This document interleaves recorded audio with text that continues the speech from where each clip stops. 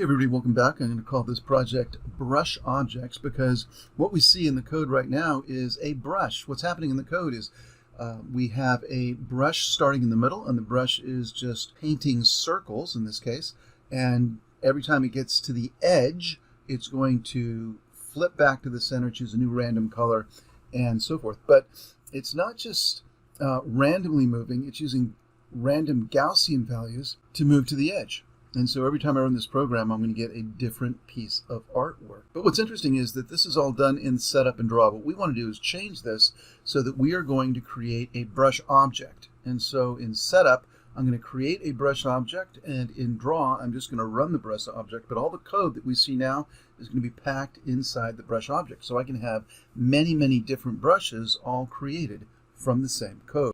Okay, so here's our starting point. I've created a function called brush1. This is my constructor function. I'm taking in 4 parameters. At this point, you need to be able to spot the parameters inside the parentheses. In this case, it's x, comma, y, comma, diam, comma, and sd. Remember to separate the parameters with commas, and those are values coming into the brush. So when I create a new brush, I am sending it 4 values. It's important that when I make a new brush, I send them in that order.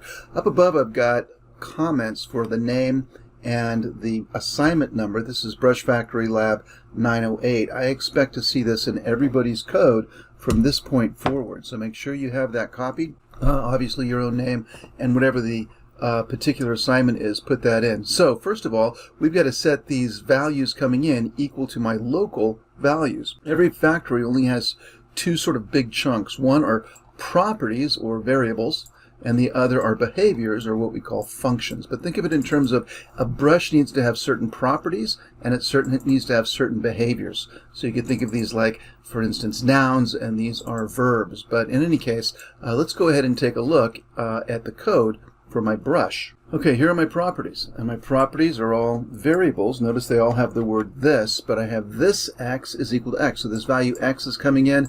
I'm setting this x equal to x. I have y coming in. This y is equal to y. Diam, the same thing. SD, remember we talked about our random Gaussian. It needs a mean, which for us is always going to be 0.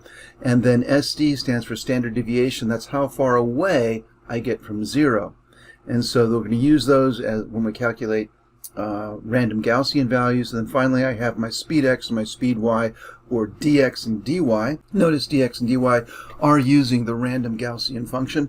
And then I'm going to choose a fill color. I'm going to have a stroke color. So these are all the properties that my brush needs. So next are behaviors, and behaviors are going to be functions. So we have to ask, what does a brush need to do? Well, one of the things it needs to do is it needs to draw something. And so I'm going to create a render function. Just like before, it simply has the render function, just has a fill, which is going to be brush fill color. Notice I have that property here. And since I'm drawing this in here, I should say this dot fill color, and so forth. And then ellipse is going to be this dot x, this dot y. It's going to have this dot diam as its dimension, both here and here. And now when I call this method inside of the brush, it's going to call this function, and I'll be able to render something to the screen.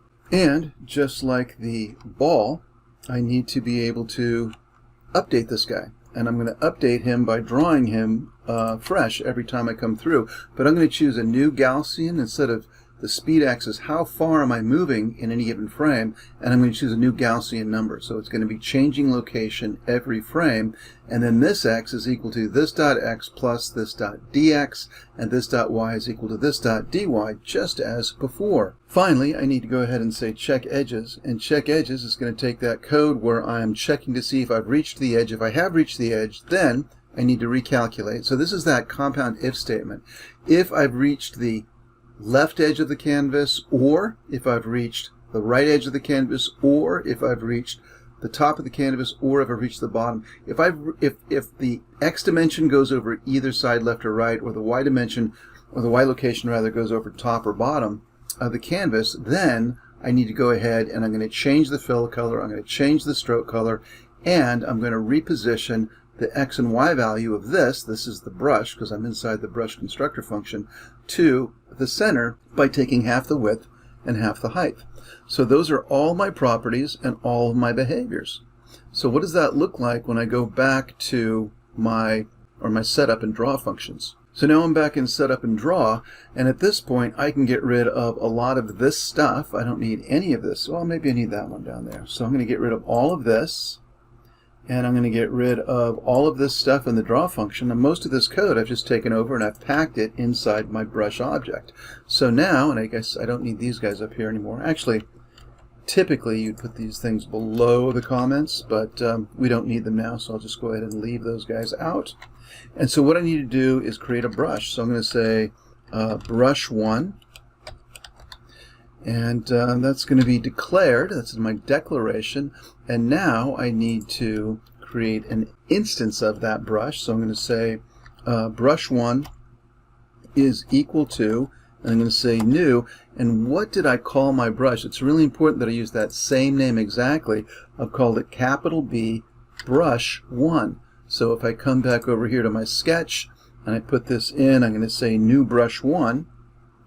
And what I have to do is inside this parentheses send what the brush is expecting. What is it expecting? It's expecting an X location, a Y location. Let's go ahead and put that in. My X location is going to be the width divided by 2, and my Y location is going to be the height divided by 2. And then I'm going to need a diameter, I believe, which let's just go ahead and for this one put in 15, and I'm going to need an SD, so let's go ahead and just say 8. Okay, so I'm passing in 4 values. I might want to double check that over here, and it turns out there's my X, there's my Y, there's my diameter, there's my SD. Those are the 4 values I'm passing in, and so those are the same 4 values. When I create my new brush, I go to that function brush 1, I'm sending these values, and I'm receiving those values and then loading them into the local variables. And now all I have to do down here is say brush 1, and I have to call those functions. So I think the first one I'll call is check edges. And so that guy is going to call him. I'm going to say brush 1, and I'm going to say dot update. And then finally I'm going to say brush 1, and I'm going to say render. And so that's it. So now with my brush 1, this code in this part of the program has become very simple. Now I can make as many brushes as I want, and I can run them in the draw function. Setup is where I instantiate. I'm only creating one brush, so I want to do that in setup. I don't want to, if I put this line down in the draw, it would happen over and over and over. Okay, now to get my program running, I'm going to do a couple of other things. If you're not using the P5JS web editor and you're using something like Atom, or what I'm using here is something called Visual Basic Code, I'm sorry, not Visual Basic, Visual Studio Code, then what you'll need to do is add one little piece here, and that's if I go into the index file, this is HTML, and you don't have to know anything about HTML to take this course other than in the head, so that's between this guy and this guy, if you have JavaScript, you have to link the files. And I put my brush code in a separate file, which is typical. You can't do that in the IDE, so that doesn't really matter. But the idea is your browser is going to run the HTML file. So whether you're using Chrome or Safari or whatever, it's going to run the HTML, and the JavaScript that we're writing has to be linked in the HTML. So if I come back to my sketch, I made a couple little changes. This also is a little bit different than what we saw before. All this is going to do is going to float the canvas to the center of the window, so I'm not going to go into that right now. But I also made the background black, and we're going to make a change here later on, but for right now we'll just leave it like that. And if I look at my brush code, I was tweaking this a little bit, but basically I was playing around with my random numbers for colors. So this value is going to give me a value randomly between 150 and 250, where this guy, since it only has one parameter, the green value is going to be between 0 and 150, blue will be between 0 and 150, and the alpha is 99. So what that means is I'm going to get a mostly transparent reddish color. Even though I have a randomness of the color, it's going to be a higher red value than either green or blue. Let's go ahead and run this and see what happens. Okay, so the blue is hard-coded, and so that's never going to change. But every time I go back to the center, I've got that randomness where I've upped the red value, so I'll get some version of red in this particular version. Point is, you can play around with that and get the colors that you want.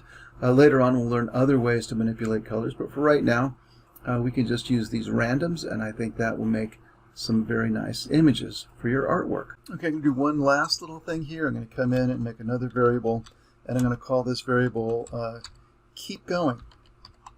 And this is going to be a Boolean variable. That's either going to be true or false, and that's going to be keep going with a G.